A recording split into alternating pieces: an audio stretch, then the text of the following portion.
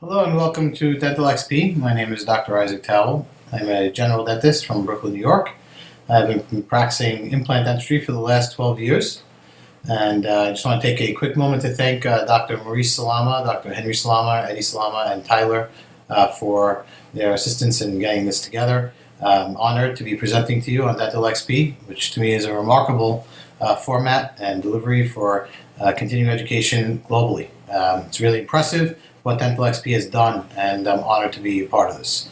Well, you see there in the picture, that's my office in Brooklyn, New York. I invite any of you to come by, take a look at the practice. If you'd like to see some surgeries, call ahead. We're always happy to have guests.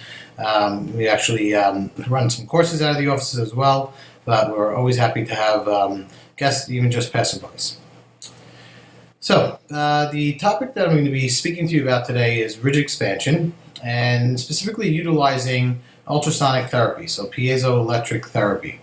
And I've been doing this now for the last 5 to 6 years.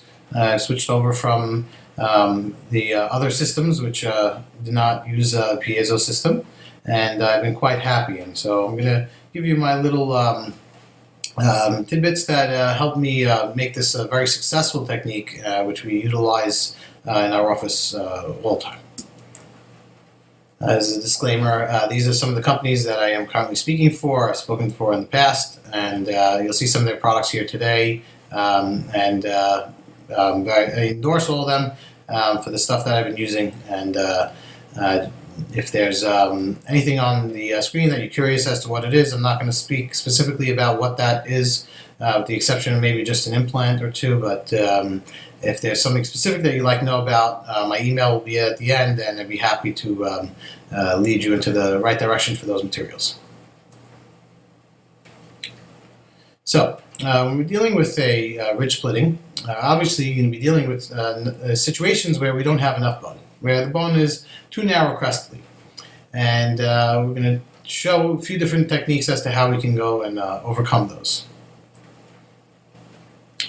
In today's dental world, we are practicing more of a prosthetically driven implant dentistry, meaning that we want to have the screw access hole in the center of our crowns.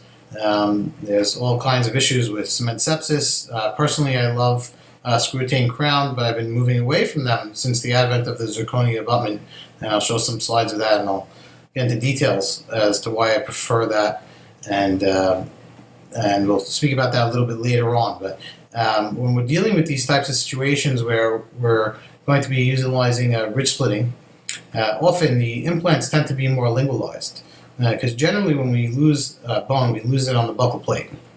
And so rebuilding the buccal plate and then going placing implants is one option. But if we want to try to do a surgery where we can complete all these things in one and still give the patient a nice functional prosthetic, then that leads me more towards using the cosmetic zirconia abutments and zirconia crowns.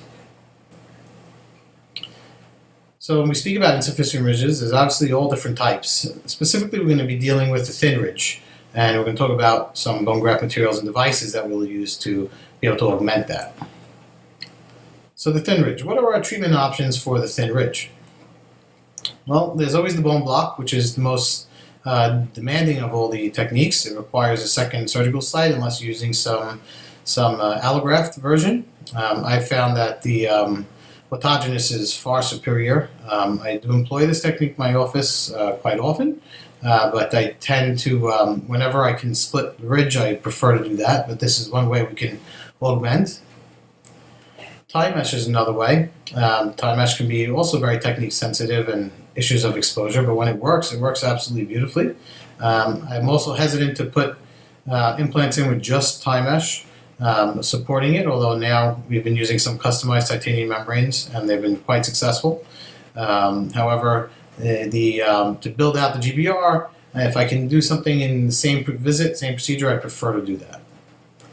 Titanium reinforced cortex, or the cytoplast membrane, is a phenomenal membrane, cellular, occlusive. Even if it opens up, it tends to really hold its ground. I really don't like when it opens up. I really want primary closure. I won't leave it intentionally exposed, but when it does get exposed, we we have that added feature, but putting implants in simultaneous with them can be quite difficult into trying to maintain that buccal plate. BMP, which is a phenomenal growth factor. I don't use it much in my office. I am a general dentist. I usually send that out to one of my local surgeons, which I will do quite often. I have done a few cases of my own, and the results are outstanding.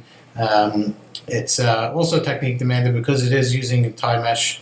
New studies are showing that the tie mesh is really the way to go, not using resorbable membranes with it.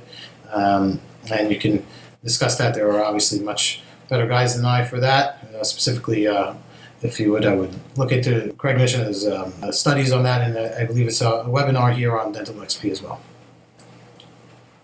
Tenting screws, in this case, I'm using it for vertical. I seldom use these in horizontal augmentations, but for vertical augmentations they work absolutely wonderfully, and they can be used in horizontal as well with the resorbable membrane around them, and they do work quite well.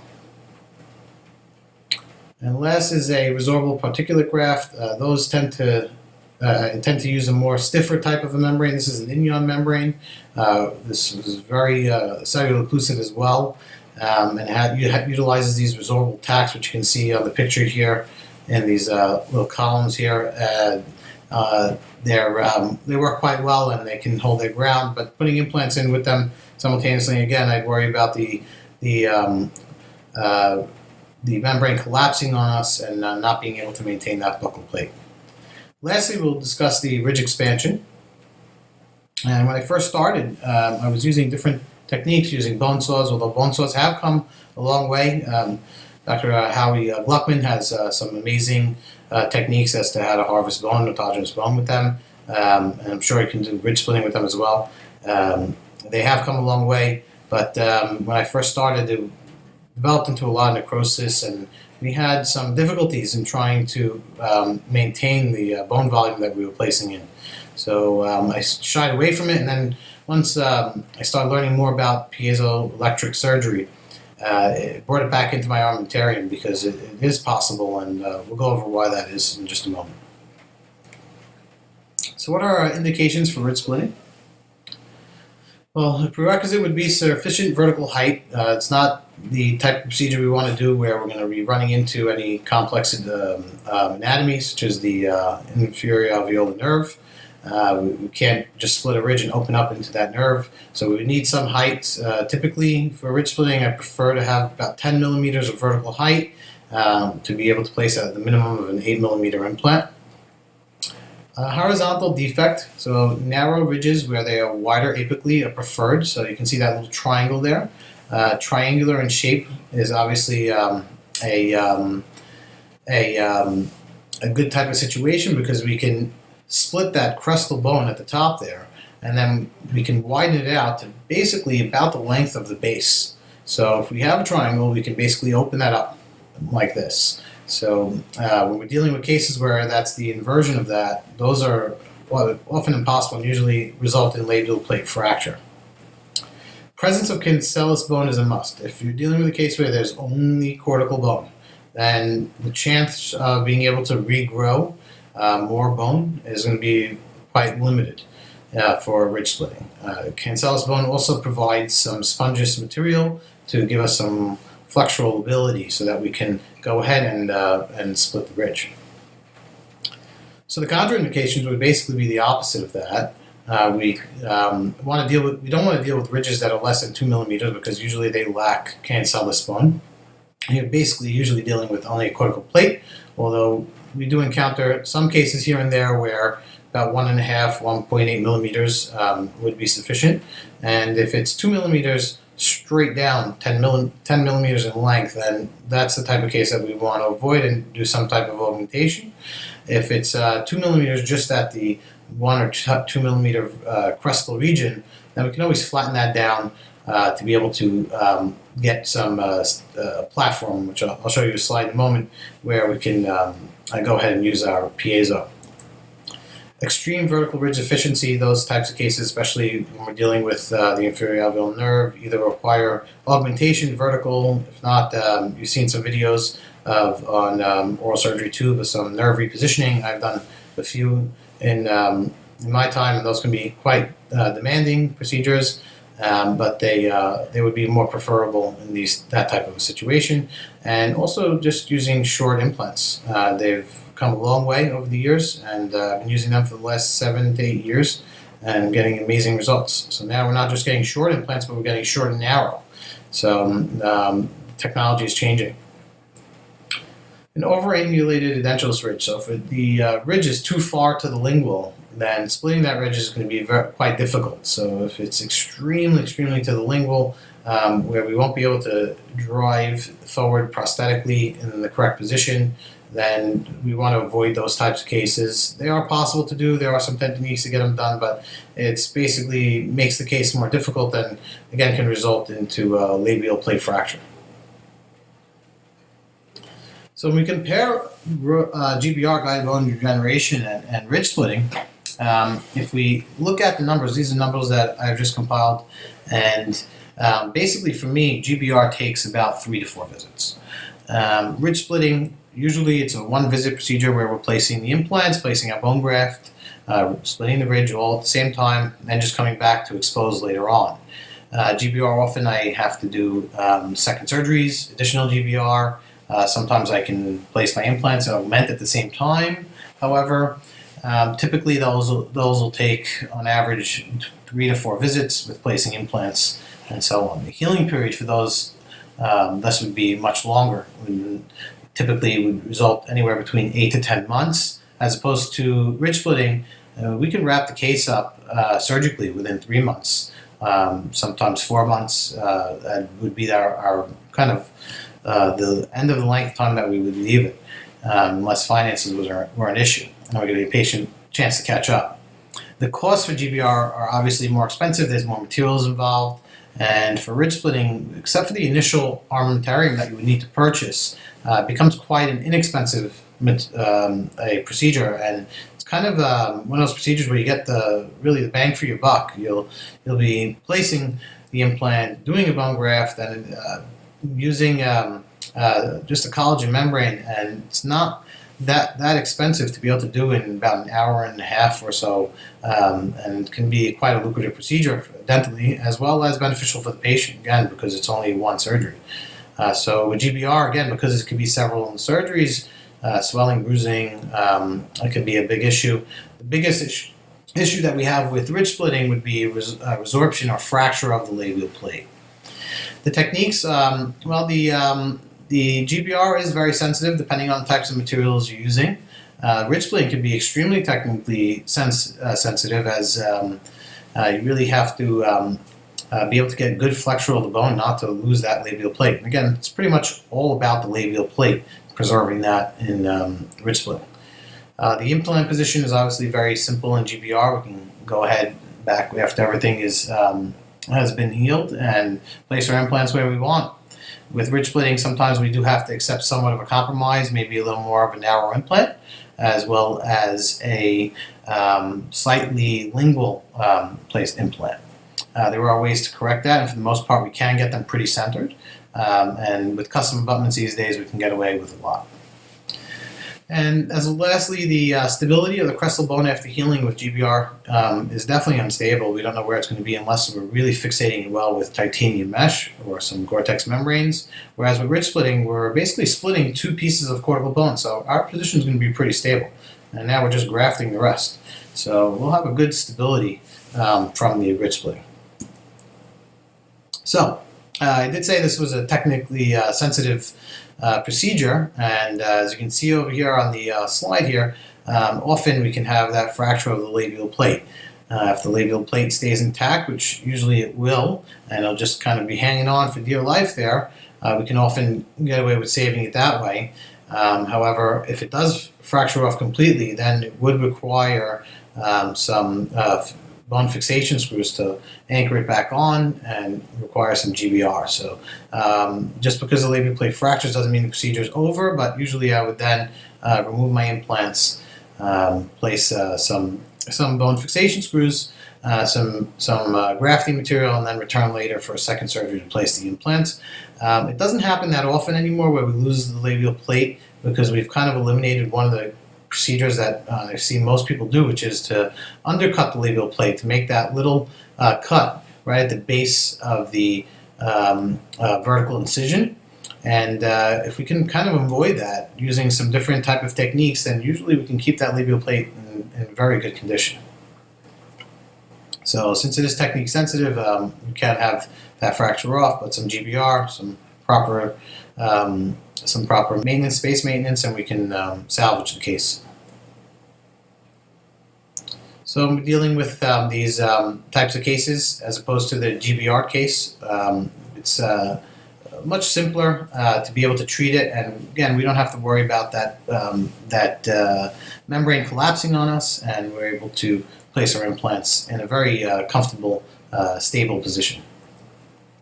So studies on ridge splitting are going way back. The first study that turned me on to this was from Simeon, which was obviously before my time, but it was one of the first studies that I read, and he had found some remarkable results with this, and he was doing it in a two-stage technique, and I believe later on he did add implants in at the same time, but he was getting a nice increase in bone from about 4 millimeters of bone in these types of cases. And he was finding that it was less invasive and he was getting better bone regeneration. There are many other articles on these. I'll give you a list of them here. You can feel free to either copy them down. If you're interested in seeing any of these, I do have copies of them, and I'd be happy to send you a copy. Just email me after the presentation. So what is our ridge splitting armamentarium? As you can see in these pictures here, there are just a few of the companies that I know of. There's many more, I'm sure of it. They all have some nice features to them, but basically they all do one thing: they cut bone very well, and they do it without generating too much heat. I personally have one from Duo and one from Mectron. I like to have two machines just in case one would go down, although that really hasn't happened yet. But I want to make sure I can perform it just like I would have two motors in my office to perform implant surgery. I have two piezo machines. In addition, we often have to use it not just for ridge splitting, but for extractions or some other types of cases, and we have multiple surgical suites, so we want to be able to use more than one machine at the same time. So, when we examine a cross-section of a cut with a piezo, as opposed to a cut with a bone saw, and again, these are bone saws from about 15 years ago, we can notice that there is less browning on that upper slide. And what that means to us is that we're going to have less necrosis of bone, since we're not generating a lot of heat. The key to dentistry, just like if we were drilling close to a vital pulp, is not to have too much heat. The intense heat causes a reaction. Same thing in the bone. There are blood vessels in the bone, and they will react in that same manner. If they get severed and get too much heat, then you will have more necrosis of that bone. So you can, by using the piezo properly in a micromimetic motion, by keeping our tips moving and allowing the water to keep penetrating, and the vibration of that can allow us to get good cooling to the area and less chance of bone necrosis. Since we're buying a piezo in here, we might as well figure out the tips. So there are several different tips, some varying different thickness and lengths. They have angled versions. These are great for bone block harvesting, the angled versions, but basically for ridge splitting you just need the straight one. That seems to be the easiest one. You can even make vertical cuts with the straight quite easily. But if you want to do other procedures, then I recommend purchasing the other tips as well. Typically I can get anywhere between 5 to 10 uses out of a tip, obviously sterilizing them, and they tend to hold up pretty well depending on what type of tip, what company you're buying from. You can pretty safely assume that. Sometimes you can get even a little bit more if the bone's fairly soft. The next one that I highly recommend would be the scrapers. The scrapers are great for harvesting bone, although I prefer to do some of these newer types of trephines with the stoppers on them. They seem to harvest bone a little better for me, but since I'm going to be flattening down some of these ridges you can see in this picture here on the right side of the screen, we're going to be planing down the bone so we can get a good amount of purchase to be able to rest our piezo on that crestal ridge. So we might as well save some of the bone while we're doing that so we can use it and mix it with some of our bone graft material for an autogenous feature benefit. And so you can see here, we plane down the bone, we have a good purchase point and be able to use it, and we can get some nice ridge expansion out of it. Lastly, I recommend purchasing a piezo tip that can be able to cut for our osteotomy. There are various different types of tips for that, and these help us, instead of having to use a drill, using a lance drill or a Lindemann drill is certainly just as fine, and I'll show you a video where that's exactly what I do later on. So when I first started using doing ridge splitting, I was using lots of hammers and chisels to make some cuts in the bone, and then we would take a mallet and hammer that in with the chisel. Would then go ahead and expand the bone after we made several cuts. I tend not to like to use this. It's not that it's barbaric, but we can cause some, if you're not holding the jaw well, some TMD issues. Just like you can have situations where if you're doing a Summers lift and you're using a mallet and an osteotome, people have reported to have some vertigo issues. It did happen to me with one of my patients. So I've been kind of shying away from these. Not that they're barbaric, but they can have other issues, and there are ways around it. Just like now we can use motorized osteotomes or hammerless techniques, we can do the same thing for ridge splitting. Lastly, in our armamentarium, the implant design is quite crucial to how we're going to be able to place our implant simultaneously as doing the ridge splitting. So a flat bottom, straight bottom, wide platform is not an ideal fixture, or neither is an external hex for that matter, for a ridge splitting procedure. Not that they can't work, I'm sure you can get them to work, but ideally we don't want to use a straight body, especially with a wide platform. So what we do want is a more tapered implant, and an implant that's going to be cut back and have a smaller apical base. So if our implant is about a 4 millimeter implant or 4.5 millimeter implant, we want something that's going to have about a 2.5 or 3 millimeter apical base, so that we can go ahead and squeeze that into these little narrow openings that we're going to create when we do our ridge splitting. Something with aggressive threading, such as this is an AnyRidge implant or a Noble Active implant or an Alpha Bio AV Dental implant that has some aggressive threading. We want aggressive implants for this. Usually I like more passive implants if I'm going to be placing into bone grafted material, or for that matter any type of situation that's not an immediate type of a situation. But for the ridge splitting, the aggressive threads are really crucial into the success for the case. Lastly, since we are making a little bit of a sacrifice, when we're ridge splitting, since we do have a narrow ridge, we're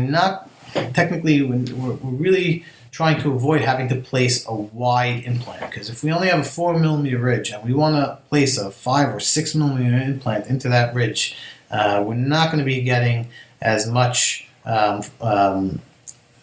prevention of fracturing that labial plate. We basically want to try to use a more narrow implant. So when you're choosing your implant, you want to choose an implant that has the similar strength to a larger implant. So in this case, the AnyRidge implant here, the 4x10 millimeter, is actually has the same compressive strength as what I was using beforehand, which was an Easy Plus implant, which was a 5x10. So I'm not really sacrificing anything by now using a 4x10 millimeter implant. In addition, the connections in these implants have changed so much these days. Often they'll only have one platform, and you can platform switch. So we can use on a 4 millimeter implant, we can place a molar-sized button, and we can go ahead and place a molar-sized crown on top of that abutment. So if you're confident in your implant, if you are comfortable placing a 4x10 millimeter implant in a molar site, then this is a technique that you should employ. If you have the older type of systems and you have to place a larger type of diameter or wider platform implant, then this is not a technique for that. You could still ridge split and come back later and place your implants later on. But we don't want to put too much stress on the ridge. We want as little stress as possible. So that's going to lead me to my next slide, which is creating as little stress distribution on that cortical bone. So we want a very type of a passive sliding of the implant where it's not going to break the cortical plate off. So again, a more aggressive implant will do that for you. Why? Because it's not requiring you to drill too much, so you're now going to use the implant to go ahead and thread that through our small osteotomy site. So a situation like this where we just make one simple cut, we'll use one pilot drill and just place 2 implants. These are 2 4 by 11.5 millimeter implants. My platform here is smaller because this is an any ridge implant, so the platform is more narrow, but I can place, since it's one platform for all, from 3.5 millimeters all the way to 8 millimeters in width, I can place any type of abutment that I want on top of that implant. And if we have a good connection and that doesn't fracture, which this is an implant I've been using for 5 years now, I've been very comfortable with, and I haven't had any fractures. If it's an implant that you've had some flowering, if you've been too aggressive with it, then I would avoid using that type of an implant. So let's start with discussing how we would treat cases where we have 5+ millimeters of crestal bone. So we have the width at that portion 5 millimeters wide. It's going to get wider, as we said, as we go deeper and more apically, but we're going to start out where we have these 5 millimeters in width. So what we would do is we would take our piezo, and we're just going to start by making horizontal cuts in these types of cases, no vertical cuts for these types of cases. Why? Because now we have enough bone where we'll have about 2.5 millimeters on both sides of our implant when we're completed. So we don't need to go ahead and start making vertical cuts just yet. We can then use a lance drill or a piezo tip to be able to make our initial osteotomy site. And then we'll follow simply with our implants. This is a 4 by 10 and then a 4.5 by 10 millimeter implant. We'll place them down until we get torqued out. My torque is set at 50 newtons for these cases, and then we'll slowly take them down one at a time until they go subcrestal. It's nice to use a bone level implant that you can place subcrestally and graft over, so we don't develop too much of a dieback phenomenon. And then we can go ahead and place our bone graft material in our collagen membrane. The key, this is basic GBR, is that we need to be able to have tension-free closure. My secret to my success over the years has been using internal horizontal sutures. If we can go in from the lingual, grab the periosteum where we had made our mucoperiosteal release, which we'll show in a video a little bit later on, we can grab that and come back out through the lingual side and tie it off. Number one, we get good maintenance of our bone graft and collagen membrane. And number two, we're providing the tension all the way apically at the base of where we made that mucoperiosteal incision. So now when we go to close our flap, we can see we can have a very easy time getting primary closure. And there's not going to be a lot of stress. So even if the patient starts tugging on their lip, because they tend to do that, they go home, they want to see what you did, and they just start plugging away. And even if they're pulling really hard there, they can be pulling down at the lower border of the mandible. So it's actually going to hurt them too much if they do that. They're not going to enjoy pulling on their lips. So they're usually going to leave it alone, let it settle down, ice it down. So it gives you that added benefit when you use those types of sutures. And typically we leave those in for about 2.5 months, often to the end of the procedure. So the 4-month post-op in this case, you can see all is healing well. We did use some tacks in this case. We then go back in, remove the tacks, place some healing abutments, and do a split thickness incision. And we want to go ahead now and try to create some keratinized tissue since we had lost a little bit of keratinized gingiva. And in this case, we used a material called mucograft, and we used it just on the buccal as we would do as a free gingival graft, and we were able to attain a nice amount of keratinized tissue. And you'll notice that we have some custom abutments there, and the screw access hole is not too far towards the lingual. It's actually pretty decent. So we're not using these side type screw or multi-unit type abutments or anything like that. So we're able to use standard custom abutments. You can probably get away with preppable. I usually use custom abutments on almost every single one of my cases. So that's just how we do it. But I've seen many people prepping down stock abutments that do have some angle to them, and that can work quite well for you if that's how you like to do your restorative. And this patient's still in temps. Sorry for the blurry photo, but she's been in braces now for the last year and a half and has been moving very, very slowly. And hopefully we'll be able to finish her up fairly soon. But this was about almost a year and a half to 2 years ago. Here's another case where we have just about 5 millimeters of bone. And again, you can see how it increases apically. As well as the patient also needed some extractions of his upper teeth. But we're going to go ahead and create a full thickness flat. We're going to make a simple cut, as you can see on the lower left of your screen, just a horizontal cut, and go ahead and place our implants up crestally. You can see just about how far our ridge is now expanded. We'll then go ahead and use a bone graft material of our choice. I like to bone graft every case. It's just how I am. I find I get less resorption that way, and since you are opening up into the cancellous bone, you get a ton of healing there. You're getting a lot of blood supply feeding your graft. Even if you're not using growth factors, we do use some autogenous fibrin glue and PRF membranes, and we do get excellent healing. But this is something where the body just wants to heal because you're making a fracture and it wants to have it. So if you feed it some graft material, it will stay. And you can see there on the top right is our immediate with the PRF actually sticking out a little bit. And then about 2 weeks later on the lower, and again, we'll leave those internal horizontals in for quite some time. These are Gore-Tex sutures, just in case you're wondering. So we go ahead and look at our post-op CT. You can see a lot of bone graft material and implants doing quite well. We're going to go back in at 3.5 months post-op and just simply make a horizontal incision. And often we find we have a lot of difficulty. I used to make these short appointments for exposures, and it became quite different when using this technique because bone just tends to grow everywhere. So this is after I've scraped about 10-15 minutes of trying to scrape over and clean off the cover screws so we can find them and then go ahead and place our implants, our healing bones. This is our 2-week post-op. And when we take them off, you can see we have good, nice soft tissue contour, and we're ready to take our impressions. The patient then returns. Again, we have our screw access hole in a fairly good position, prosthetically driven position. These are zirconia abutments. When we place them, I like them. They work very well. They are very tissue friendly.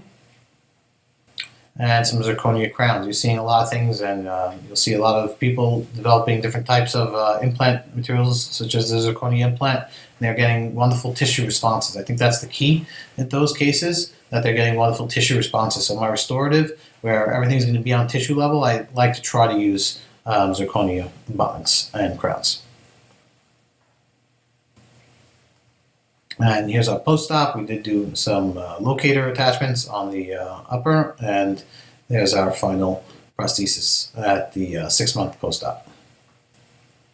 So what about these extremely thin ridges? I've showed you some 5 millimeter ridges. What about ridges that are less than 5 millimeters in crestal width? Is it possible to split those? So if someone presents in like this, are we going to be able to make that cut and be able to place implants at the same time, or do we have to bring them back again? So by using bone expanders, we can actually still, in most cases, not have to make too many vertical incisions. Often just one might be required, sometimes even none in these cases. So the bone expander is the key. When you're choosing a bone expander, I find that it's imperative to choose one that mimics your implant. You want something that has that same curvature as your implant. So when you go to place your implant, your final implant, that everything's going to kind of slide in really nicely because you've already laid a nice path for it to be able to go and be inserted. And this is just a little demo as to how that works. If you look at the top of your screen, and it simply just goes in, you'll go to the depth. They do have markings on them, and it'll just expand that crestal bone for us. When using in these types of cases where we had 5 millimeters or less of bone, there were 20 cases that we did on a study over 2 years, and we had 0 failures over 2 years. Actually, to date, we haven't had a failure in any of those cases, so it's actually longer now. But we've had a 100% success rate, which, when you think about it, is quite impressive because it's not 20 implants, it's 20 cases. And I don't do single tooth ridge splitting. I do have another method where I use customized titanium meshes for those types of cases. I like ridge splitting for multiple units. And the reason is when you're going to do a ridge splitting procedure, you want to have as much flexurability as possible. So the more implants you place, the more flexurability we're going to get from that ridge. So it's kind of like if you think about changing the batteries on one of your children's toys or on some electronic device. They often come with these, secured screws in the back, and you unscrew them, and then you finally get them out. You change your batteries, you put in the new batteries. You hope that those batteries are actually still working, and you put them in, and then you go ahead and you place one screw, and you tighten it, but not too tight. You kind of leave it lagging just a little bit. Then you place the second one, again, not too tight, third and fourth one. Then you go back and you tighten them all up again. So the same type of technique when you're doing the ridge splitting. If you don't want to try to create too much resistance in one corner, you want to try to have everything be nice and evenly dispersed. So the more implants you place, usually the easier the ridge splitting is. So we've said that ridge splitting is easier, faster, less complicated, and we're getting a highly predictable result from them, and even in cases where 5 millimeters or less of bone, as opposed to the traditional technique of GBR and placing a membrane on top of that. So here, let's take you through a case where we had less than 5 millimeters of bone. You can see actually at the crest we probably only have about 2.5 millimeters of bone, but where our implants are going to kind of sink down to, we have about 3.5 to 4.2 millimeters of bone. We have plenty of room before the canal. We have 10 millimeters, so we'll place 8.5 millimeter implants just to be on the safe side. This is a case where actually presented to me from a friend of mine who had difficulty augmenting this ridge. This ridge was even narrower than this to begin with. He didn't have a CBCT, but we did look at some old pictures that were very blurry. We did see that the ridge kind of did gain a slight amount of thickness, but the patient was getting tired and wanted to try to wrap this up. He had taken one of my lectures, and so he presented to my office with the patient. And you can see here that we've kind of don't have a lot of keratinized tissue to begin with. Usually in those types of cases, I would go ahead and do a free gingival graft first, but using the internal horizontal sutures, we find that we can even suture these types of cases quite well. So we'll go ahead and we'll use our piezo to depth. We'll go to that second dot, which is going to be 8.5 millimeters on our tip, and just make a horizontal cut initially, later followed by a couple of vertical cuts for these types of cases. We then go ahead with the piezo tip, the osteotomy tip, and start prepping our osteotomies. And then start with the bone expanders. When we're using the bone expanders, I like to try to leave a couple in to just keeps the bone open, so I can just keep expanding. If you just take them in and out all the time, unless you see the bone moving quite easily, often you'll get some resistance. And if it's been resisted, this is a case that was grafted about a year before, so the bone was really dense. So I left them in and try to get some more flexural ability out of them. Same thing with the implants. When we place them in, we torque them out at 50 newtons, and then we'll go back in with a hand ratchet and we'll gently do one turn each. We'll usually start talking to our assistants or whoever's in the room about what they did last night, about some new television series that I can't watch because I can't stand television, but just basic type of chit-chat just to take things slowly and not try to rush through the case. If the implants are just dropping in and everything's really going smoothly, then you can take them down to depth. But if you meet that 50 newtons of resistance, that's where I'd hold off. And that's been the key to not fracturing the labial plate, that 50 newtons, and not underscoring the bone. Making a straight horizontal, two verticals in these types of cases, and then placing our implants slowly. And we get them down slowly, a little bit more. The bone starts to expand until we can get them subcrestal. Once we get them subcrestal, we can then go ahead and place our cover screws. And we can see in there just how much bone we've actually expanded. And again, these are all 4 by 8.5 millimeter implants. We then go ahead and place our graft material of choice along with a collagen membrane over that. Employ the internal horizontal sutures to give us that tension-free closure even in this mucosal environment. And you can see here, this is at the, I believe, 2.5 month post-op, that everything's still nice and sealed, and the internal horizontal sutures are still there. So now we go back in. This is probably about 3.5 months, and you can see just how much bone volume we've attained horizontally. There's a tremendous amount of bone growth. I'm sure any of you would be happy if you found this. In addition, we spent a lot of time scraping off the bone. You can see just how much scratch marks our cover screws have on there, and you can still see the bone inside the middle implant there. This was about a half hour of scraping. You can use some other techniques. I like to go slow and harvest and just keep everything nice and clean, and then go ahead and profile the bone once I found the cover screws. So where it used to take me only about 15 minutes to do an exposure, for these types of cases I hold more about half hour to 45 minutes. And since we've eliminated completely the free gingival, keratinized tissue, we're going to go ahead to the palate and grab a free gingival graft. I'm going to suture that around the implants along with our healing abutments. And we've obtained a decent amount of keratinized tissue for this case. See the patient still has a plaque problem, which we've been addressing for quite some time. We can then go ahead and lace the custom abutments. This is about 3 weeks post free gingival graft, which is a little early. Usually I wait a little longer for the tissue to mature, but in this case we were using, for braces, we were going to have the patients in long-term temps, and we were closing up a lot of spaces, so we wanted to try to get these in a little earlier. So we made some temps, and the patient went on and continued the braces with orthodontics. So this is the post-op. This is now at about 6 months post-op. And then the patient presented back at about 1.5 years later. And you can see they've opened up the space a little bit more. We need some new temps because things are starting to break down a little bit. And we went ahead and we placed another implant in that site. And we placed, in that situation, a 4 millimeter wide. Since the orthodontics had gained a little bone volume for us in width, we were able to place a 4 by 8.5 millimeter implant. And there's the post-op. This is now 3 months post-op. And patient's just finishing up braces, and we should be done with the case quite soon. I'll be posting up some follow-ups on the Dental XP forum. So let's take you through a video. This was a patient that presented to my office with a very, very narrow ridge. A long-term patient of my father, who is a general dentist practicing about 35 years. And the area we're going to be concentrating on where we performed the ridge split was on the lower right side. And he presented with a fractured number 29 and a very, very thin ridge. So if you look crestally here, we only have about 2.2 millimeters of bone. And then it widens out as we go more apically.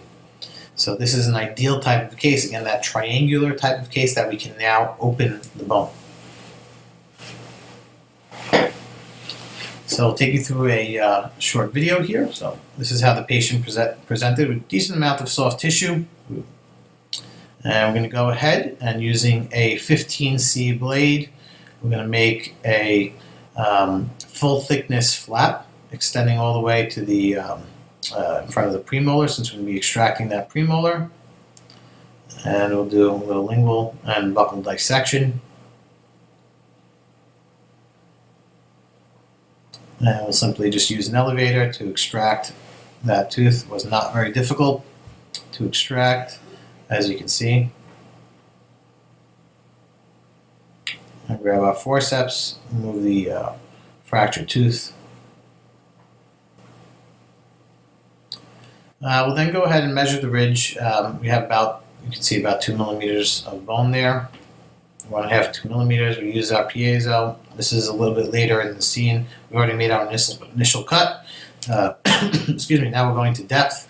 I'm going to go to 10 millimeters in this case, and you can see how the piezo instrument is moving very freely inside the cut. That's what you want. You want no tissue tags. You want anything binding. We're then going to use the lance drill, so you don't have to use a piezo tip. And we're just going to drill with that just 1 to 2 millimeters just to get that cortical little spot where we can make our osteotomy. Same thing with a step drill, 2.0 step drill, just a little tiny 2 millimeter marking so we can go ahead and mark our sites. Then I'm going to go ahead with our bone expanders. You can see the bone expander is moving very freely. We set this at 50 newtons as well. After 50 newtons, we would go ahead and slowly use a wrench and take it down.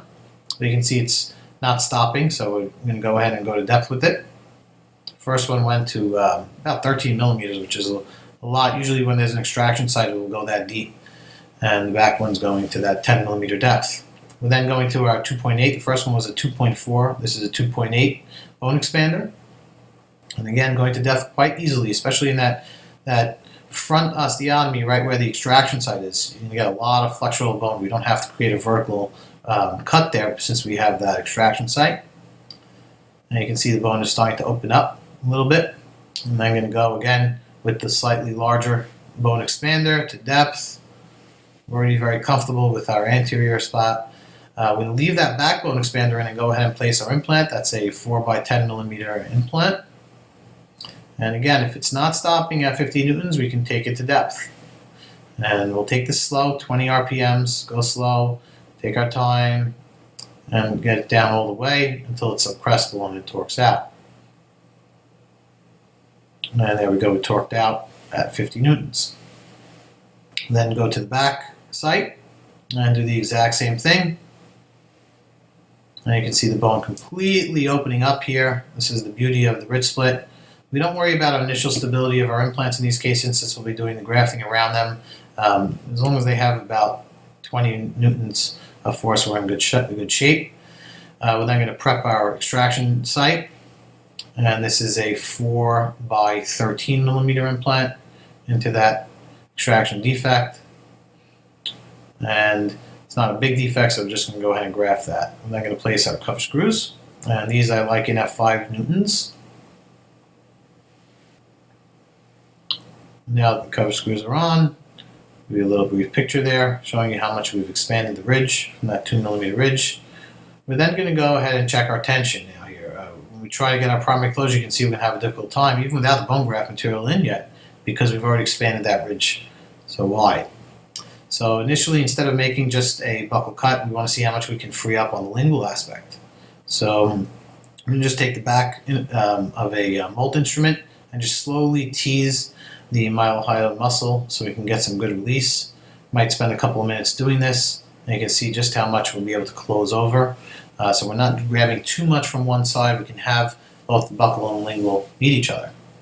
Now I'm going to make a mucoperiosteal release. And we'll just do a little bit of a cut here. We don't have to do too much again because we've already done a little bit on the lingual. And you can see that freed that up nicely. Next, we're going to use some sticky bone. This is some allograft mixed with some xenograft material. And now we're just going to place that over there. And you can see just how nicely it stays. It's that sticky bone. A lot of people are using the growth factors, the fiber growth factors, and really like this. It really aids us in not having to the bone floating all over the place. I'm going to use a collagen membrane. This, I believe, is a pericardium membrane over our bone graft material. We'll just tuck it in and cover all our aspects, cover all our graft. And then we'll place some PRF, or in this case CGF, material on top of that. In this case, I believe we placed 2 clots in this case. And that aids in soft tissue healing. Then I'm going to go ahead and start with our internal horizontal stabilizing sutures. I'm going to go in from the lingual. I'm going to go to where we had made our mucoperiosteal release, and we're going to go ahead and grab at that site. And it's a little difficult to do for the first time, but once you've been doing this for a while, it gets quite easy. And we'll go back in through the lingual side. And you'll see in a moment now, when we just start to tug on the suture, just to see how easy it's going to be to close, you can see just how easy that tissue is going to close quite nicely. We're not going to have to be doing any more fraying up of the tissue. And so we'll make 2 of those. Now you can see the approximation of the tissue there, and you can see where we're grabbing the periosteum. next step is to close our vertical first so that we don't misplace our papilla, and we keep that other premolar intact. And then we'll finish up with a continuous suture. Locking, interlocking doesn't really matter at this point because, again, the tension and all of that is going to be further at the base, not at the crest of the ridge here. So closing up is fairly simple.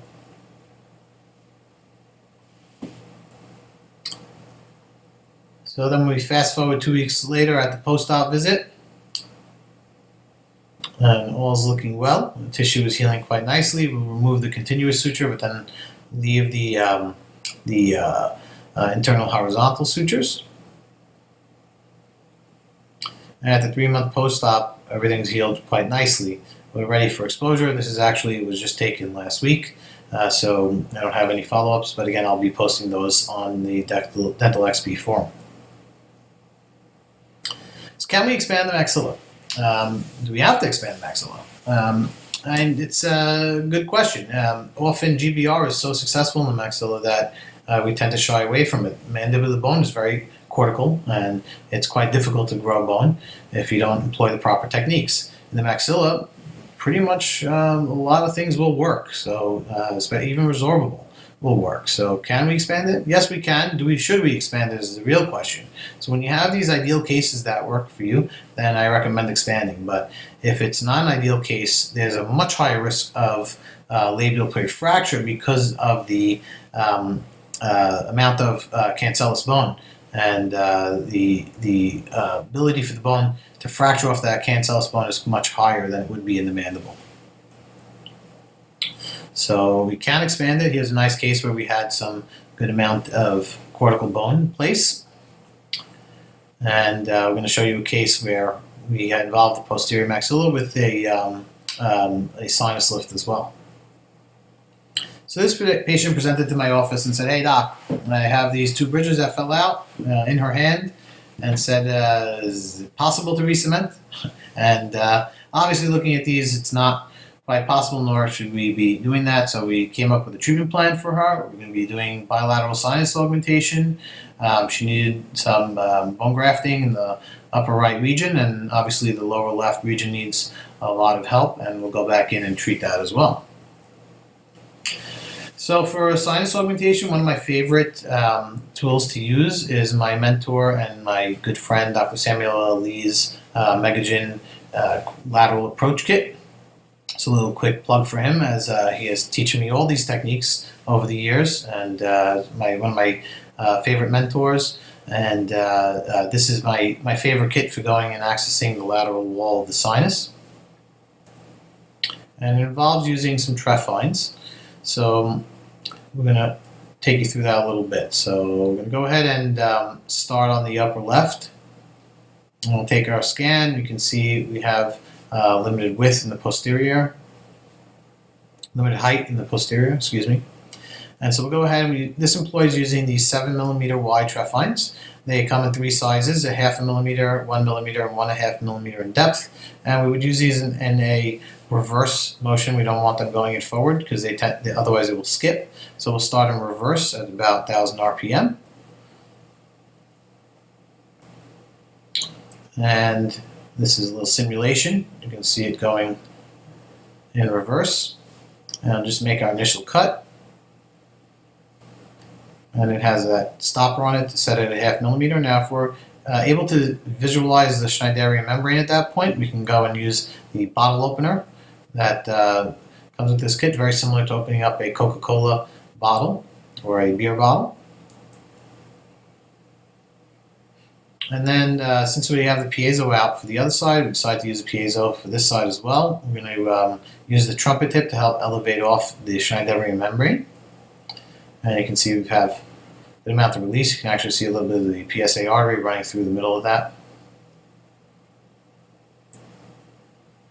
Next step is to place some CGF clots. I really like using the PRF CGF clots first to help seal any perforations that maybe I cannot see. This is after we've already utilized some mechanical instruments, but that's a whole nother lecture. Then we'll place our bone graft and our implants. And we'll go ahead and attack the right side. Same thing, we have to do a sinus lift. And you can see the bone is much thinner here. So we use the piezo tip, made our cut, used our bone expanders, and placed our implants. We'll place our cover screws. In this case, we need a little bit of GBR. And close everything up. We're able to put a healing abutment on the most anterior implant here. And this is the immediate post-op. Everything's looking really nice. Got a good containment there and good amount of bone volume. And you can see just how much we've been able to achieve both with the sinus lift and the ridge splay. At the 2-week post-op, everything's healing up very, very nicely. Actually, our healing abutments are starting to get just a bit buried. We've gone ahead and stabilized it with some really long-spanning, non-precious metal bridges that like to use those. They tend not to fracture in these types of cases, and it's just as an interim prosthesis. So at the 2 weeks, we decided to go ahead and tackle the lower left region. And you can see that other tooth was not in great shape, so we went ahead and we tried to just repair that temporarily. We did our ridge split, again using the same methodology. We placed our graft, our suturing, our PRF. And this is the other key. How are we going to go ahead and stabilize this? We don't want to use a denture for these types of cases. Any GBR cases for that matter, we want to be able to relieve the pressure off the ridges that we are going and grafting. So we have to come up with some other solutions. So we placed a mini implant. It's a 3 by 13 millimeter interlock implant. And we went ahead and were able to use her old bridge for this case and just retrofit that temporarily while everything would heal up. And this is how she presented now at 3-month post-op. Everything looks nice and tidy there. She's going to need some other work as well. Let's get started on that. So we go back ahead and expose our other implants. Again, scraping off a lot of bone. Place our healing abutments. And you can see it's time for that other premolar to come out. Now we're going on to the restorative aspect. I like to use resin jigs in these types of cases. Any cases where I'm doing a lot of restorative, the resin jig just helps me keep my orientation and makes things a little smoother on that visit. And this is at the 1-year post-op. We finished all our crown and bridge. Everything's looking really nice. Did some nice ceramic crowns on the lowers, and we did the bridge on the lower right, and everything's looking really, really nicely. And she's actually still in need of another implant on the upper right, which she has already paid for. So she should be coming back in soon to get that last implant. This is at the 1-year post-op. In this case, is now 2.5 years old. Lastly, I'd like to discuss how to treat the cases where we have a large extraction defect that we might be dealing with. So this was an interesting case that presented. This patient had narrow ridge and also was having a lot of difficulty with his lower left premolar. Wasn't restorable, had some mobility to it, so we decided to extract it. You can see here we get narrow in the anterior portion, but as we get closer to posterior, we get to about 10 millimeters or so in width. So this is a nice case where we have this narrowness in the front, getting wider in the back, and again narrow at the crest, but wider at the apex. And again, the view from the occlusal aspect, we can see the same thing going from right to left here. You can see that it's very narrow on the right, and it gets much wider as we go more apically.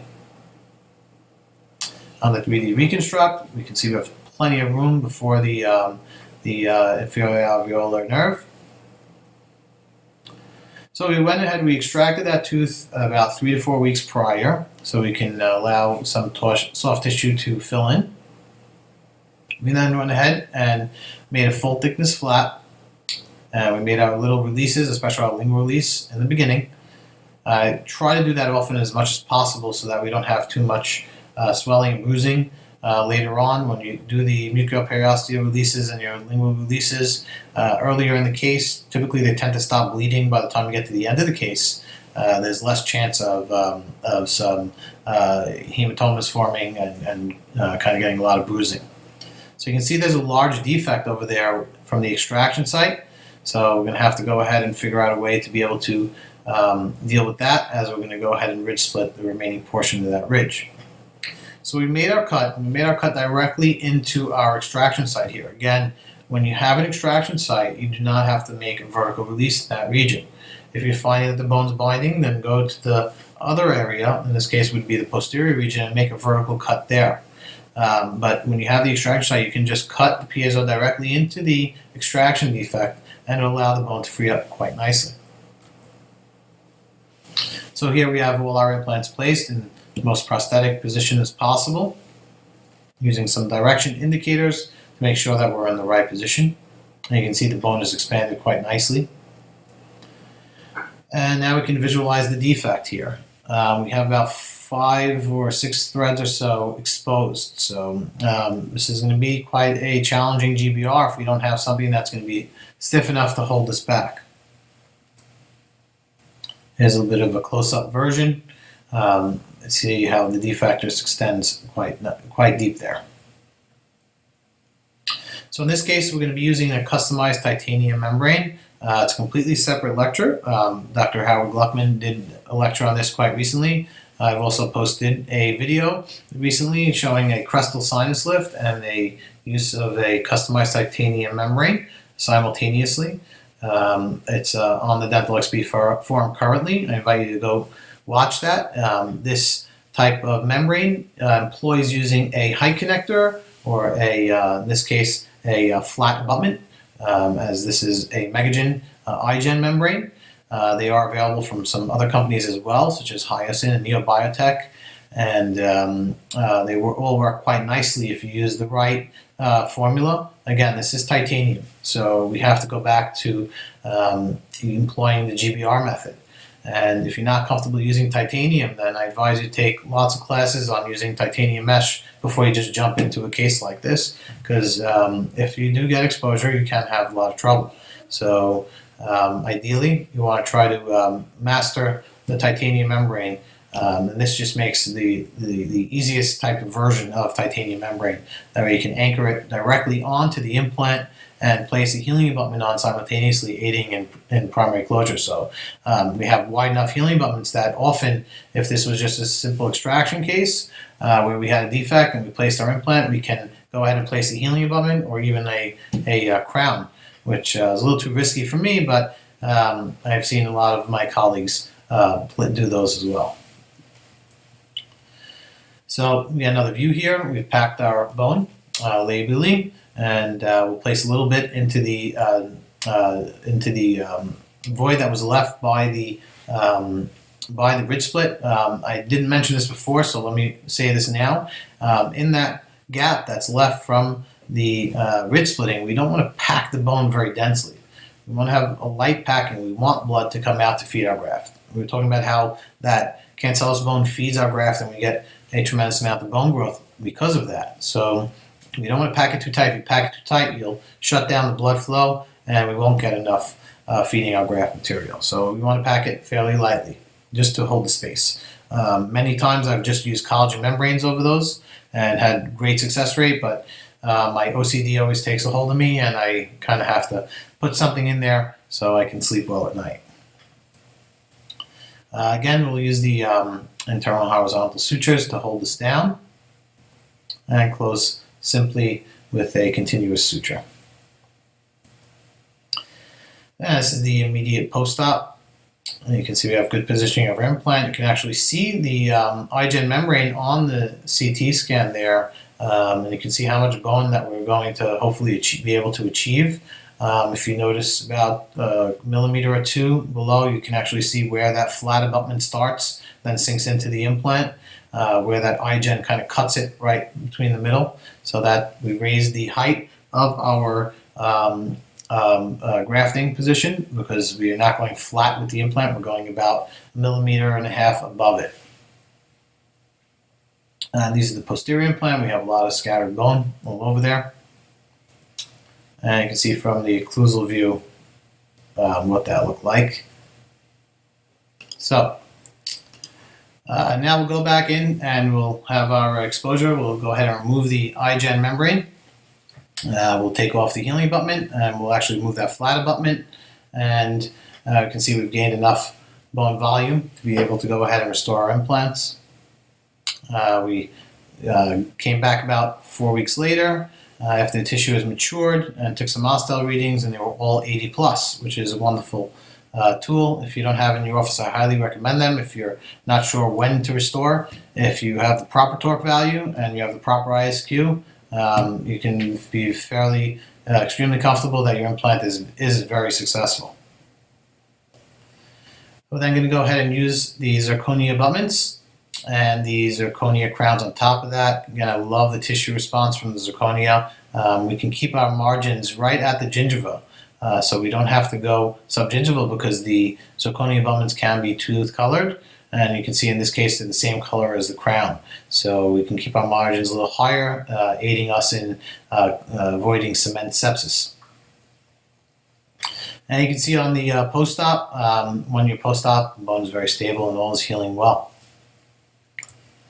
So I always like to end all my lectures with a little levity. So we like to try to practice painless dentistry in our office. The less surgery we're doing in this type of cases, the less painful it's going to be. If we only have to heal one time and we have to stretch too much tissue, then usually we'll have a very nice outcome.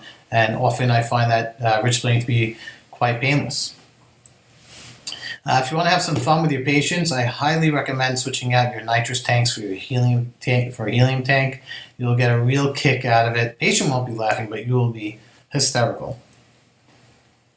This is why I don't practice endo anymore. I kind of gave up on it as I had a lot of difficulty finding the canals.